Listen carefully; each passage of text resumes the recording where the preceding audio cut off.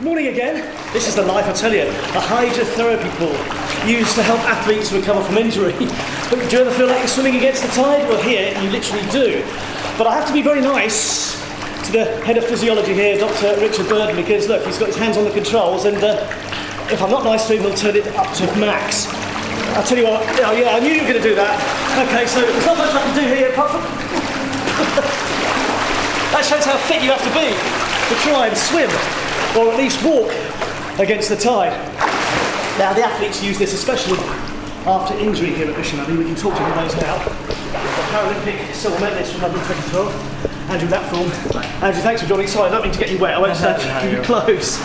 So how does this help you when you ever have to go in it after an injury or something? Yeah, I mean, for me, especially with my disability, I've got cerebral palsy, so things like the hydrotherapy pool really allow me to recover quicker and keep all my muscles loose, which allows me to put in big training days without having to worry the next day about being loose or getting injured. So for me, it's also used for injury prevention. But yeah, to have facilities like this provided by the EIS is massive for us. Do you think it actually makes a difference in terms of pushing Team GB up the medal table? Yeah, I mean, it's massive. Having facilities like this, not every country in the world has facilities like this, so to be able to use them, I think it really pushes us on, and like I say, it allows you to train as hard as you want to train.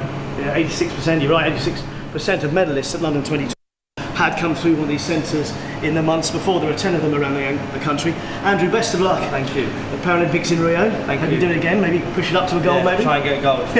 No pressure. Let's again talk to Dr. Richard Burden. If you just come in here, Richard, I know it's a bit tight, don't fall in the pool. Because there's a lot of science behind this, a lot of research, it's not to be fun here. But what is the evidence to suggest this really does make an impact? Well, a lot of the evidence actually comes from the athletes themselves. So in the scientific world, we can try and produce some stats and data and things like that. But actually, if the athletes think that it works, then it probably does. And what's the science briefly? I mean, I could feel myself really relaxing there. There was no pressure on my body. Is that why? So yeah, so after exercise, if you then go into warm temperature, it relaxes the muscles, relaxes the joints, and it enables a little bit more free movement. It's lovely in there. Yeah. But this is the pool of pain. And here we have Susanna Townsend from GB Hockey as well. I mean, it's horrible, isn't it? Athletes dread this. Yeah. So whereas that's warm, this is 10 degrees, 9 degrees now. So it does the opposite. So it restricts blood flow, reduces inflammation after damaging exercise, such as hockey. Susanna, it must work because Team GB, women's hockey in England, especially European champions, have done so well recently. I mean, it leaves you in good stead. I'm just trying to put off the moment we go in the ice bath, but it puts you in good stead leading up to Rio, doesn't it? No, it definitely helps. I mean, for us, we get in after every training game, in the middle of tournaments, and it's something. It's a good pain that you go through when you get in. You know you have to do it. It's not necessarily something that you enjoy, but you definitely know the benefits of it. But I think it's probably time to get in.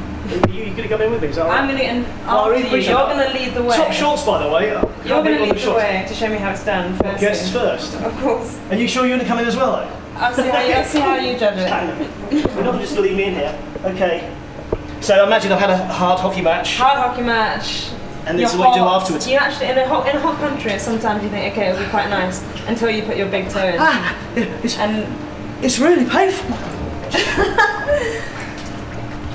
I can't speak seriously. There's nothing. Oh, you staying there for 10 minutes. You have to get through. You have to get through the first 2-minute mark, I reckon, and then you're okay. You're almost submerging your whole body. Oh. I'm a bit more intelligent, whereas I actually stay above the water a little bit more. And this really helps you recover from matches. Tell us briefly how. Can you not talk? No, you to the talking. For us, obviously, hockey is such an intense game. You're running, it's for 60 minutes. Yeah. Your body... I tell you what. Your body needs to relax, and your body needs to get the lactate out. So us coming in here, it sounds good. Mentally, it also prepares us as well for the next game as well, because you think, okay, I'm doing something that's going to put myself above the rest. You convinced me, although I've never been so happy to hand back to the studio. I'm not staying here for 10 minutes. I'm sorry, Anna Louise.